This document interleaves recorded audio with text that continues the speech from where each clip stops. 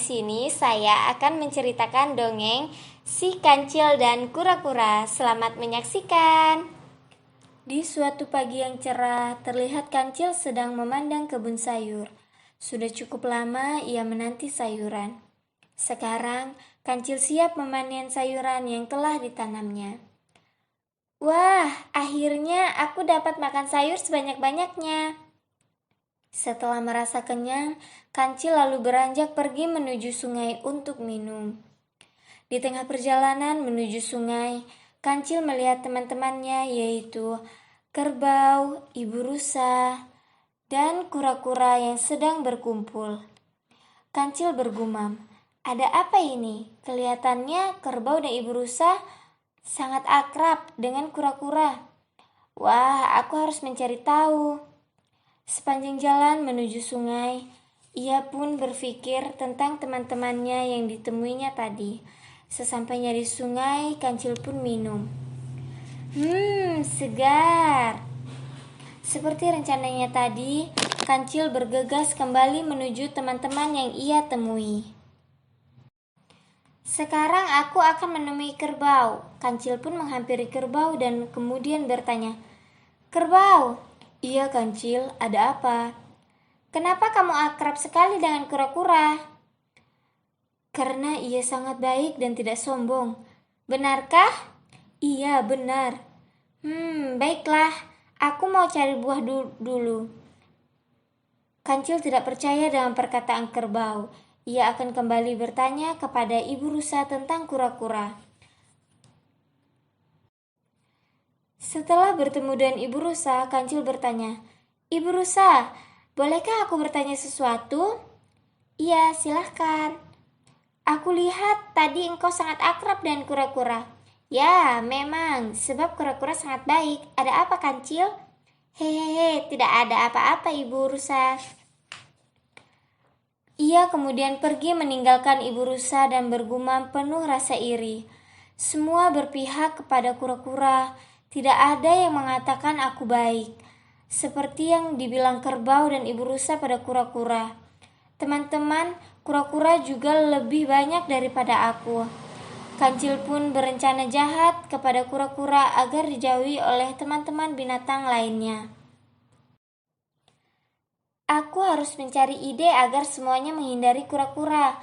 Aku akan mengatakan sesuatu yang buruk pada kerbau dan ibu rusa tentang kura-kura. Kancil merasa iri pada kura-kura sehingga ia memiliki niat jahat dan akan mencari kerbau serta ibu rusa untuk mengatakan sebuah kebohongan. Kemudian Kancil bergegas menemui kerbau. "Kerbau, gawat, kamu harus berhati-hati dengan kura-kura." "Kenapa, Kancil?" "Tadi aku lihat kura-kura membawa minum untuk merpati.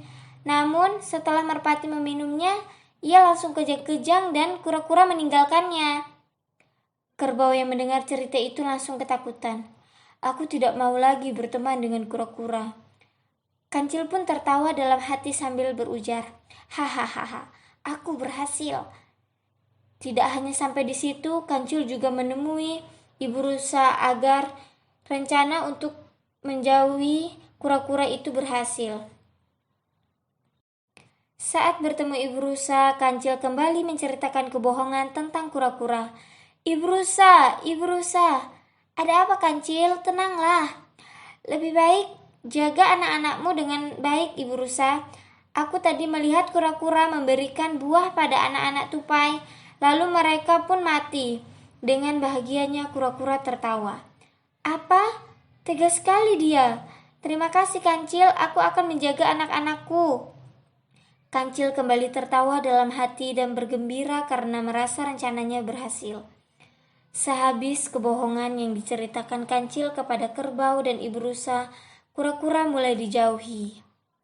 Suatu hari kura-kura bertemu dengan kerbau dengan sikap ramah dan penuh senyum. Seperti biasa, kura-kura menyapa kerbau. Selamat pagi, kerbau." Namun kerbau tidak menjawab perkataan kura-kura sama sekali. Lalu kerbau langsung pergi meninggalkan kura-kura begitu saja. Kura-kura tidak merasa curiga. Ia kembali berjalan menyusuri hutan, dan ketika bertemu dengan ibu rusa, kura-kura kembali menyapa. "Selamat pagi, ibu rusa." Sama seperti kerbau, ibu rusa juga tidak menjawab sapaan si kura-kura. Ibu rusa lalu meninggalkan kura-kura. Kura-kura mulai curiga dan bertanya, mengapa teman-teman berubah menjadi tidak peduli, bahkan seolah benci pada dirinya. Padahal kura-kura tidak merasa melakukan kesalahan apapun. Ia tetap bersikap baik pada semua binatang. "Ada apa dengan teman-temanku? Kenapa semuanya menghindar?" Ia pun berusaha mencari tahu dengan bertanya pada kancil. Kura-kura bergegas mencari kancil. "Kancil! Kancil! Hai kura-kura, ada apa? Ada apa dengan teman-teman kita? Kenapa mereka semua menjauhiku?" "Tidak tahu. Aku juga tidak tahu. Kancil, ayolah, jawab dengan jujur." "Aku tidak tahu. Ayolah, Kancil. Jawab pertanyaanku dengan jujur." Semakin jengkel dengan pertanyaan kura-kura, Kancil kemudian pergi sambil berteriak, "Tidak tahu. Dasar cerewet." Kancil tidak mau jujur atas perbuatannya yang dilakukan pada kura-kura. Ia terus berjalan meninggalkan kura-kura begitu saja.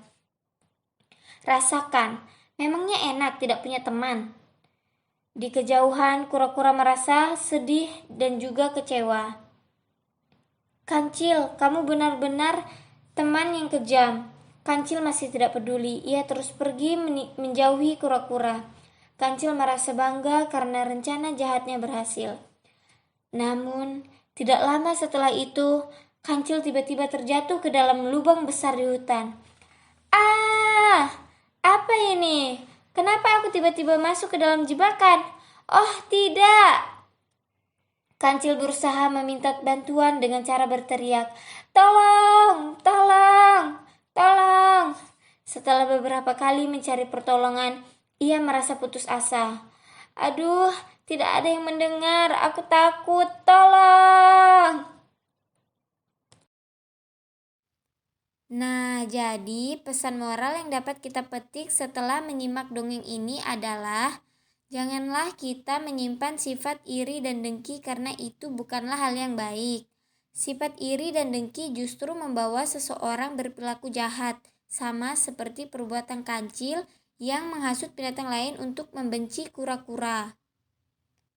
Jika ingin memiliki banyak teman, berbuatlah baik pada siapapun dengan tulus, maka orang lain akan senang berteman dengan kita. Sebaliknya, jika kita berperilaku jahat pada sesama, kita akan menuai perbuatan jahat tersebut dengan musibah dan kesulitan.